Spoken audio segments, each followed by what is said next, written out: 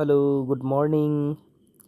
आइए तो आज हम लोग देखेंगे कि यूक्लिड डिवीजन एल्गोरिथम के माध्यम से हम लोग दो संख्याओं का एचसीएफ कैसे फाइंड कर सकते हैं। ठीक है, आपको कोई दो संख्याएं दी रहेंगी। ठीक है, सपोज कीजिए ए और बी दो संख्याएं दिया हुआ है और इनका आपको कहा जाएगा कि एचसीएफ फाइंड कीजिए।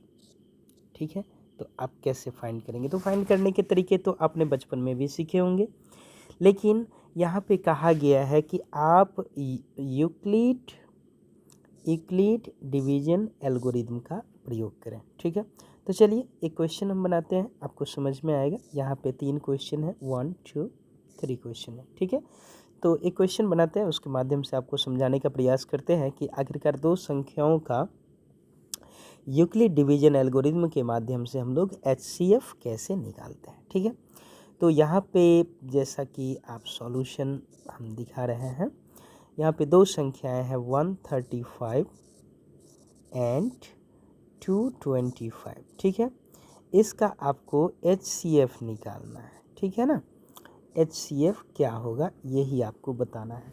तो एचसीएफ कैसे बताएंगे? बहुत आसान सा तरीका है भाई, यूक्लिड डिवीजन एल्गोरिथम। इसमें बहुत ज़्यादा कुछ सोचने की आवश्यकता नहीं है।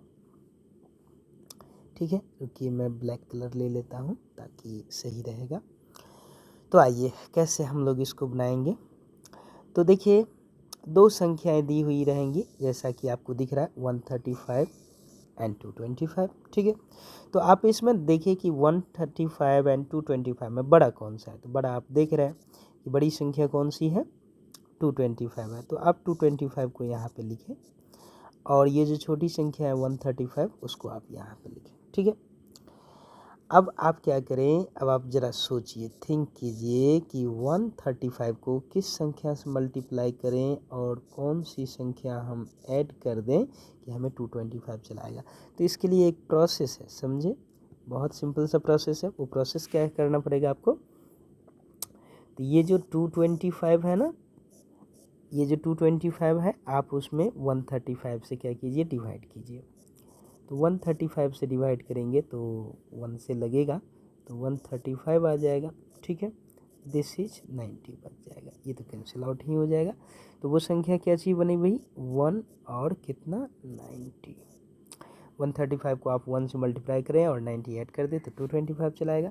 सेम इसी चीज़ को फिर से करना है।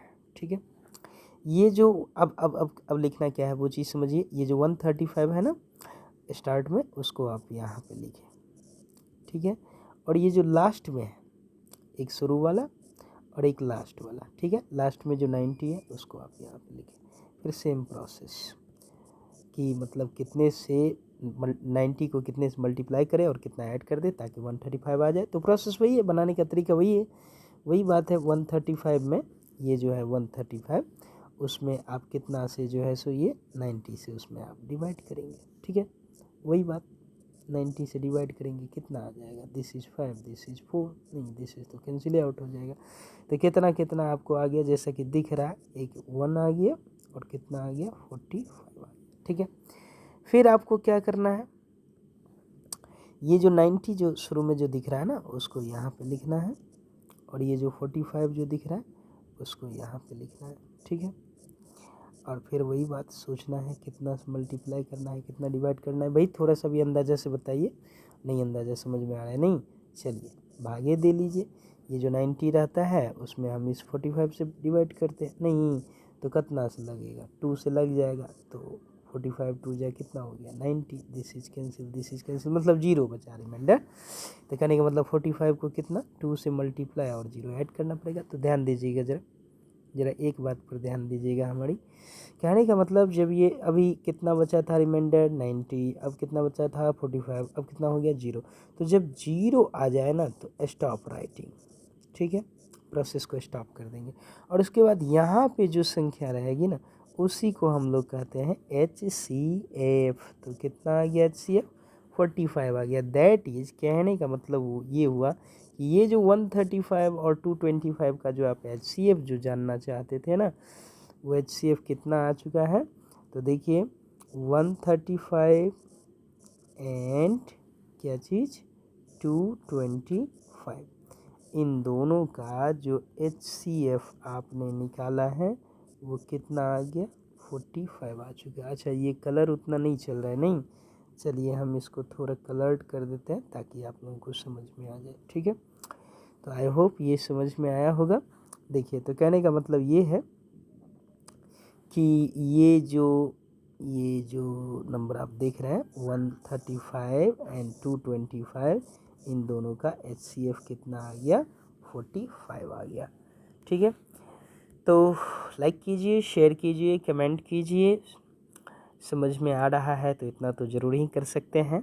और इस प्रकार के और भी वीडियोज़ को यदि अगर आपको समझना है, अच्छे से और भी समझना है, तो आप हमें निश्चित तौर पे कमेंट बॉक्स में लिखें और आप उसके पश्चात हम उस पर फिर से वीडियोज़ बनाएंगे। Okay, thank you.